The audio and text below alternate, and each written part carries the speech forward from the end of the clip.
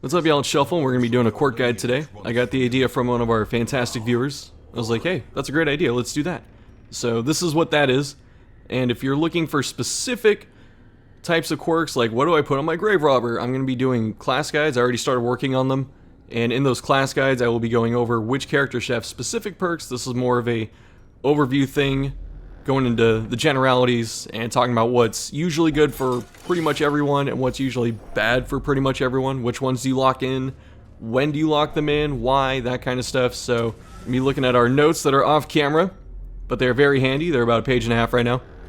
The general trend of quirks on what's good and bad at the same time. They all follow this idea for me, and that is constant buffs are better / worse than conditional buffs. Well, I shouldn't say buffs, but quirks, right? So, an example would be a quirk like quick reflexes, where you get +2 speed. That is a constant, no condition, you always have it quirk. Very good. And the inverse of it is slow reflexes, which is a negative to speed, and that is also a constant one. So I would get rid of slow reflexes and I would lock in quick reflexes, if that makes sense. So something like winded, which I think is either minus damage or minus crit or something like that when you're under half HP. I would not be in a hurry to get rid of that because that's conditional. That only comes up, at certain times, and usually those conditions can be fixed. So they're not as threatening, but they're still dangerous. So if you got extra cash, then start getting rid of those. But one of the things that players run into, especially newer players, is they think that any negative quirk they see on their character at all times just needs to go. It shouldn't be there. I'm scared. It's bad. The character's bad. They have 5 negative quirks. Oh god, what do I do? It's like, it's okay to have some bad ones. And it's actually part of the strategy. Some of the bad ones that you have on your characters that accumulate, they take up space from other bad quirks, and it makes them harder to switch in. So something like known cheat, for example, where you're not allowed to gamble with that character, I don't mind if that gets locked in because I don't use the gambling hall. So that actually prevents other bad quirks that I don't want to see from being a problem. They never show up because one of them is just blocked out by some insignificant negative quirk that got locked in. So top of the round, what's actually good universally, like if I see this pop up on my character, should I lock that in? The picks that I have for that are, as I said before, usually constant buffs, but sometimes conditional ones as well. So usually anything that boosts speed is fantastic. So Luminous with its +2 speed and +5 dodge, very good. I think that's Color of Madness only, but that's one of the benefits of having it enabled is you get Luminous. Luminous is very awesome. It's almost never bad for anyone unless you have a specific setup situation, like your bounty hunter sets up your Arbalest, then you don't really want to put Luminous on your Arbalest, but you can still make a case for it. Same with quick reflexes, you don't get the dodge, but still the +2 speed. Very awesome. And then there's some conditional types of speed buffs, like Early Riser, where when you're at a certain light level, you get bonus speed, which can be good if you play in that light level a lot, because there's the dark variants too when you're under 26 torch. But there are a lot of places like Crimson Court, which are always considered max torch, so having anything that relies on the highlight levels can be good. It's usually safe lock-in. It's kind of a distant third for me in terms of Luminous, Quick Reflexes, and Early Riser. But still, something to consider if you're like, hey, I got some extra money, I need this quirk, lock it in, or I need some speed rather. Any stress reduction quirk is an instant lock-in. Steady, -10% stress, probably top 3 quirks in the game. Stress hits everyone. It does not discriminate. It can destroy parties. It can cost tons of money. So having a constant -10% stress, very good. And then on the flip side of that, the conditional versions like Photomania or whatever else can be good. I don't usually lock those in, but Photomania is kind of the tipping point. Like 20%'s a lot. If it was 15, maybe not, but 20%, that little extra 5% makes it feel a little better. Defensive quirks that everyone can make use of, like Evasive, which is +5 dodge. Lock it in. Everyone has to dodge something at some point, so an extra 5 is usually good. Tough is another good one. That's +10% HP. Usually better on your high health characters. I would put Tough on a Crusader or a Leper or a Shield Breaker before I put it on an Antiquarian. But it can still be good. Everyone benefits from extra HP because there's some things that just do like damage over time and not actually direct damage hits. So Tough, still useful. Definitely better than things like Hard Skin, which boosts your prot. Most things not most things. There's some things that, as we said, do damage over time, so the direct damage they do is pretty negligible. You know, if you get hit for 1 and bleed, that's something that hard skin doesn't really help with, instead of getting hit for 15 and dropping it down to 13 or whatever it does, however the calculation rounds up. Accuracy and crit boosters are very safe lock-ins. Everyone usually makes an attack, even your Vestal, even your Occultist has to swing at something, even your Antiquarian. Crit boosters are really good just because crit itself has gotten better over time. So anything that helps you crit more and enable crit buffs and reduce stress, that's always good.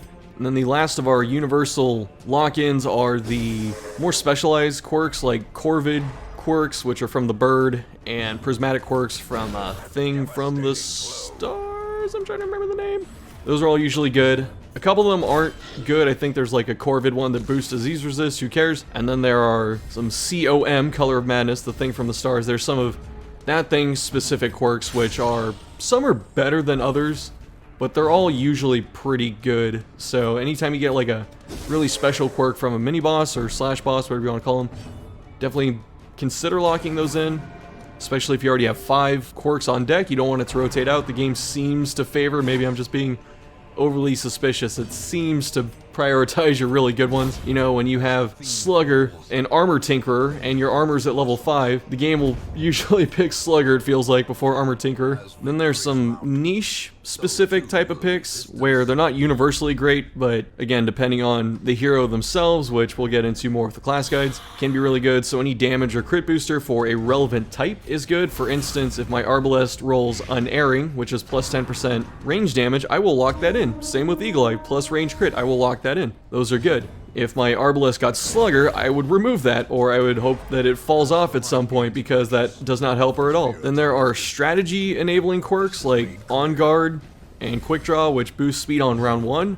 Very good for things like Plague Doctor, where you can put the Plague Doctor to like 13 speed or 15 if you have something else that boosts speed on turn 1, which almost guarantees she's going first outside of a surprise. And then you get to hit that backline with a stun or a dot and not have to deal with that stuff, so very helpful. So any combo enablers like that can be really good to lock in. So you have to kind of think more about what the team's synergy is, and then if they rely on other characters, you know, like if you want your Arbalest to go last and you want your Bounty Hunter to go first, that's always a good example. You want stuff that helps them both do that, and then you want the Bounty Hunter and the Arbalest to always be together. You know, if you have like a strategy that you only use some of the time, you usually don't want to lock those kinds of things in, if that makes sense. And I feel like I'm starting to get tangential, so I'm going to move on. Most of the enemy type Slayer quirks aren't justifiable to lock in, except for Eldritch and maybe Beast as a distant second. The reason being, depending on your game, usually you're trying to beat the Darkest Dungeon, which is probably the hardest set of missions in the game. And Eldritch is rampant in there, so if you have Eldritch, Slayer, and Hater, those are usually good to bring in. When I started finishing my Blood Moon run, or when I started realizing I was getting to the end, I started locking in those things on like my Highwaymen and stuff like that. Once you beat the Darkest Dungeon, you're free to unlock them and get rid of them. They're not as important at that point, but before you beat the game, I would say Eldritch is a very good lock-in, because Eldritch enemies pop up in a lot of places. They're the main enemy type in the Cove. They're most of the enemies in the Weld. I've been saying Weald, apparently it's Weld. And considering how tough the Darkest Dungeon is, since the enemies basically go to level 6 instead of level 5, you need all the help you can get, so being able to reduce their constant stress and make up for their slight bump in hit points and evasion, stuff like that, having Eldritch slaying stuff is very good, so very safe lock-in. Again, not universal, you don't want Eldritch Slayer, whatever the plus crit is, and accuracy on your Vestal, not usually great, but the one that like minus the stress, that could be pretty good. But really, again, it kind of depends on the character, that's why these are more niche picks. And then there's a shout out to a actual negative quirk that can be good. It's called Risk Taker, where you have minus dodge but then plus damage, which can be good if you don't care about the dodge and you just want to maximize your damage. A free 10% as a negative can be pretty good. There's no guarantee to lock in, I think, because I don't think you can lock in negative quirks, sadly, so you have to hope that it rolls into a lock, which you can do your best to allow it by constantly removing your locked negative quirks. But otherwise, don't be too afraid of that one if you can make use of it. It's like rabies. Rabies is a disease where I think it's minus accuracy and plus damage, or it's the other way around. No, I'm pretty sure it's plus damage. And they're presented to you as negatives, but they can be worked around and can actually be turned into positives if you do the proper setups, so don't be afraid of those. My picks for instant removals are anything that can really detriment the party instantly, or cost them turns, or ruin Curio, for instance. So normally my top 4 for instant removal are Kleptomaniac, which makes your character steal loot, which is freaking horrible. This cannot proc in a room, I think. It's only in hallways, but still that's dangerous. You don't want, when you start the game, you don't want Renauld to pocket that sapphire and that 500 gold and that shovel or whatever you end up finding randomly when you're, you know, like level 1. And that money could really help out. That always feels bad. Then there are ones like Imposter Syndrome, which can just make you skip a turn. That's freaking awful. Don't allow that to be there. And then, as we were saying before, the Curio interacting negatives can be bad, but when it's a specific one, like I think Tippler or whatever one makes you drink stuff, you know, those aren't too bad. They happen more frequently, but those Curio are not as common depending on the area. The ones you want to get rid of are Compulsive and Curious, because those apply to all Curio, and that's just the character will touch everything that you come across. That can proc 2-3 times in a hallway. Very not good. So I think those are high priorities to get rid of. Other instant or near instant removals are resist penalty, so anything that lowers your bleed, blight, disease, and death blow resist, just get rid of them, especially the bleed ones, because bleed is probably the most common damage over time type, so you don't want to just be more susceptible to it. That'll also screw up like your occultist if you like using the occultist to heal. No one likes that. Nervous is a plus 10% stress gain, just get rid of that. It's the opposite of steady.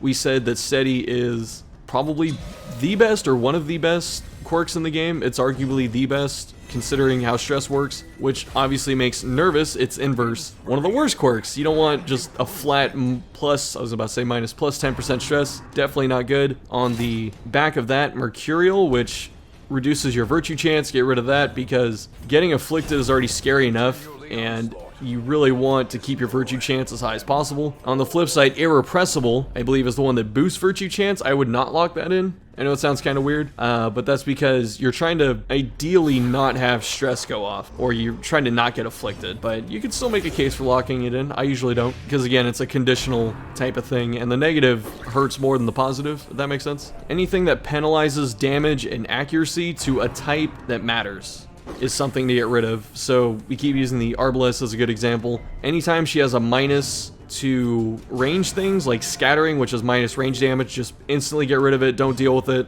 Likewise goes for the stagecoach. If I see, again, the Arbalest roll in with something that, you know, lowers her range damage or range crit, I do not recruit that Arbalest because I'm gonna have to get rid of it anyway. But then also on the flip side, if your Arbalest gets a minus to melee damage, who cares? That's one of the ones you kind of want to have hang around. But the general rule of thumb is pretty much any inverse of the good picks that we were talking about before. So, you know, you have Luminous, and I think it's Fading, the inverse of Luminous. I think that's what it's called, where you have the -2 speed, -5 dodge, something like that. It's horrible.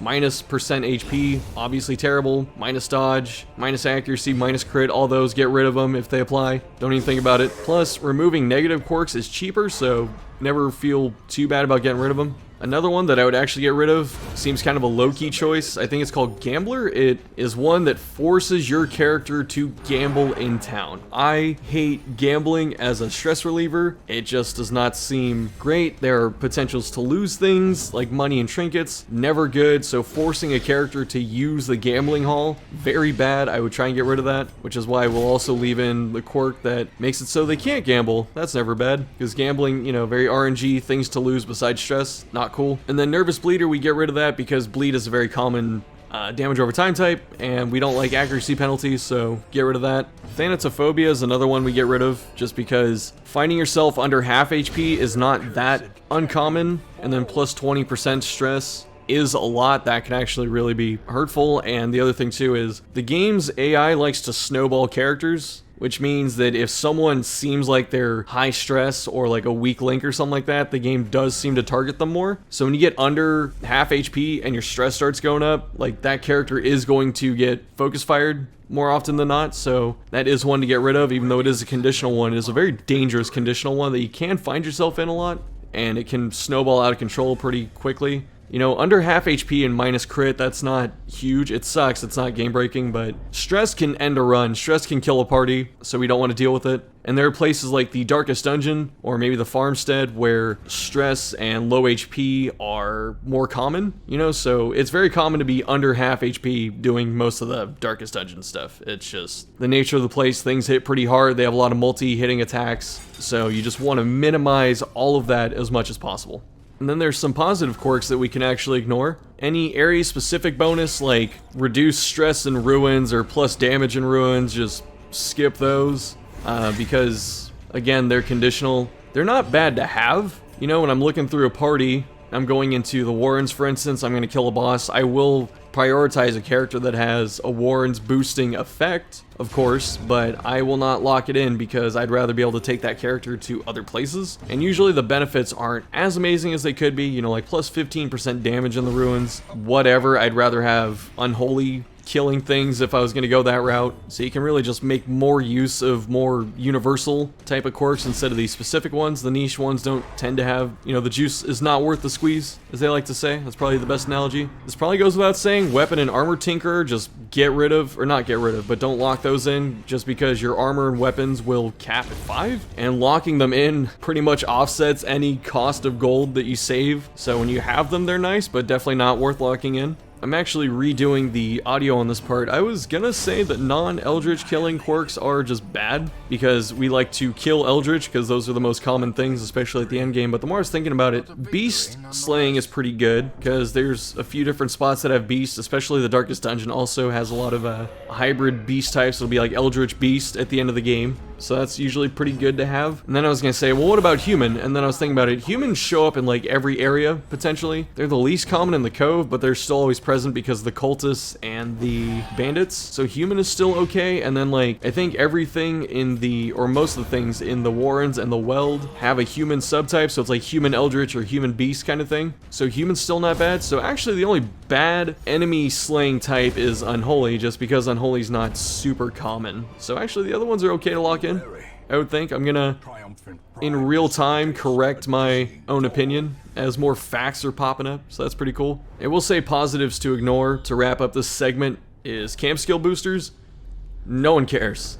You know, plus 20% healing in camp, not a big deal. Maybe plus 20% for stress reduction, but I still wouldn't lock that in. I'd rather just do everything else because camping isn't super common. Like, you have to take the character itself to a mission that can camp, and that's not every mission. Some of the harder ones you can camp in, but sometimes, depending on the team comp and the situations that arise, you'd rather use other skills. So, you know, what if you camp and you need the healing instead of the stress healing, you know? I'd rather just not force myself with the camp skills, so they're usually not good to lock in. One of those things, again, good if it works, not good to lock in. So we've been doing the compliment sandwich kind of thing, like the positive and then the negative and then the positive again. Negative quirks that are worth ignoring are any phobe quirks if the character never goes there. So like ruins phobe, plus stress in the ruins. Well, my flagellant's never going to the ruins if I can help it. You know, I'm not going to have them in a spot where their bleeds don't work against 70% of the enemies. So some of those are okay to leave. Then there are damage penalties that we talked about before. Damage penalties that don't apply to the character. So we were saying that the one that lowers melee damage for the Arbalest, no one cares. And likewise Scattering, which is the name of the one that lowers range damage. If your Crusader or Leper rolls that, no one cares, because they're not using range attacks anyway. Any specific stress recovery activity that is not named Gambler is okay to ignore. So if you have something like your character only prays in town for stress relief, that's fine. I like sending them to the Abbey. So there's nothing lost by having something like that. Then there are torch penalties for light levels that you do not adventure in. That sounds kind of weird to explain, but, or to say it like that, but what I'm getting at is, for instance, say that you have some quirk that lowers your speed by 2 when you're in torch that's under 26, so, you know, very low light. There's a penalty. Well, I'm never playing in low light anyway, so I don't care. Likewise, if you have a game that you're trying to do dark runs, you're trying to beat the game torchless or something like that, anything that penalizes you for highlight, usually not a huge detriment outside of the Crimson Court, so pretty safe to ignore those. And then there are minor conditional penalties, which in the grand scheme of things don't really matter, like slow draw on a slow character, not a huge negative. Things like Calm and Winded, which lower your speed or your damage on turn 1, that kind of stuff, not a big deal. Can usually make do, unless it's really counterproductive to the exact strategy you're running. I usually don't care about it. You know, like if my Vestal gets Calm, which is lowered 15% damage on the first turn, I don't care, just because usually turn 1, if my Vestal doesn't need to heal, she's trying to stun. She's not trying to clean up a kill with Judgment. I mean, it does happen, but again, not a huge detriment, not something worth sinking gold into to get rid of, unless it's, again, counterproductive to what you're trying to do. And then we would be remiss if we did not talk about our hybrids. So things like the Abomination, the Grave Robber, the Highwayman, Shield Breaker, things like that, where they can fulfill multiple damage types, for instance. Like, what do we do about them? You can lean into one attribute of their damage type. Like, if you just went, this Grave Robber is lunging and using Pick to the face all the time. That's her loadout. I don't care about Throne Dagger or anything like that. Then yes, you can lock in things like Slugger or Precise Striker and stuff like that. But otherwise, for hybrids, safe picks are the more universal type of quirks. Again, so like Steady, Quick Reflexes, Deadly, Tough, Luminous, anything that can be used in any position, stance kind of thing, usually really good, very safe picks. So if you're not sure what to get, then just get something that they can always use, not something they can use some of the time. Again, we're going with constant over conditional. Man, that's almost a tagline. Crap, I could just use that for the video. I don't know.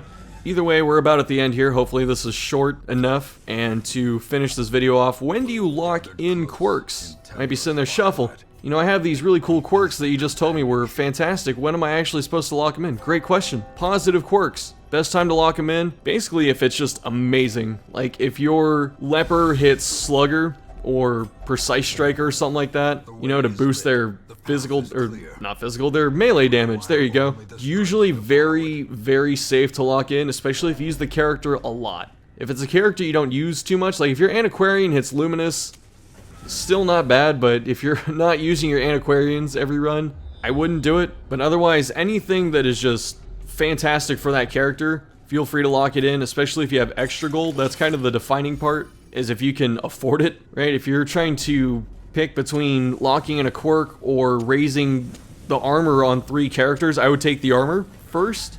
But otherwise, if you just, it's kind of weird. You have to feel it out if you're like, it's time. You know, there's no mathematical answer to that question, but I will say it's better to lock in quirks early than it is to lock them in later, just because of the rising gold cost. If you're very lucky and your level 0 Crusader hits Steady or something like that, feel free to spend the gold, especially because it's only going to be like a couple thousand, I think, at that level, instead of 10,000 or 7,000, whatever it equals out to. I forget what the building upgrades reduce it to. You know, you'd rather lock in a quirk early if you can help it than locking it in later, but sometimes those are the breaks. Sometimes you don't get Slugger until level 6, whatever. And then finally, when do you get rid of a quirk? Either a negative or a positive. Sometimes you don't want the positive and you want to free up space, but we're going to be talking mostly about negatives here. You want to get rid of a negative quirk, ideally before it locks in, just because the cost goes way up once it's locked in. So, you know, if you're like level 3 and you get Kleptomaniac after a mission, just get rid of it. I wouldn't even worry about gold costs at that point. Just something that detrimental, just get rid of it. Get rid of it early. And if you don't have the gold at the time, just bench the character for however many weeks until you can actually afford it.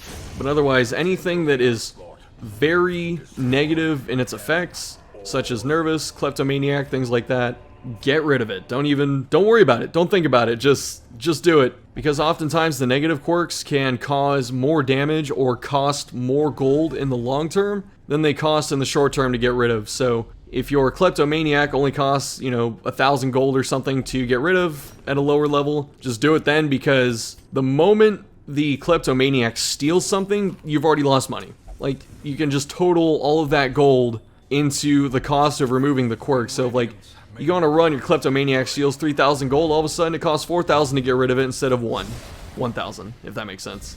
Long story short, don't be afraid to purge negative quirks that you just think are disgusting. That's going to do it for this video. Thanks for watching. Next up are class guides. I'm already working on a couple. The first one coming up is the Grave Robber. I got the most questions about her after I put up the tier list and stuff like that, and I feel like the more complicated characters to play probably warrant the guides. So we're going to be going that way. It's in the works, so soon TM. You know, these videos take a little bit longer than your standard Let's Play, which is why there's no real timetable for them, but hopefully sometime next week, maybe in the latter part of the week, is what I'm shooting for. We'll see. I already have the background footage, so it's more just the talking and the editing, which is going to take the most time anyway. Yeah, I hope this was somewhat informative. I hope you enjoyed it. And then, of course, bring your lovely self to the Discord, which is always in the bottom description thingamabob, and it's on the front page of the channel and all that kind of stuff. We already have a few people. There's like a dozen of us, I think, which is cool. We just post memes, talk crap. So yeah, please bring your lovely self in there. Would love to hear from you. And that's gonna do it for this one. Again, thanks for watching, and I'm gonna shut the hell up and end this video. See you later.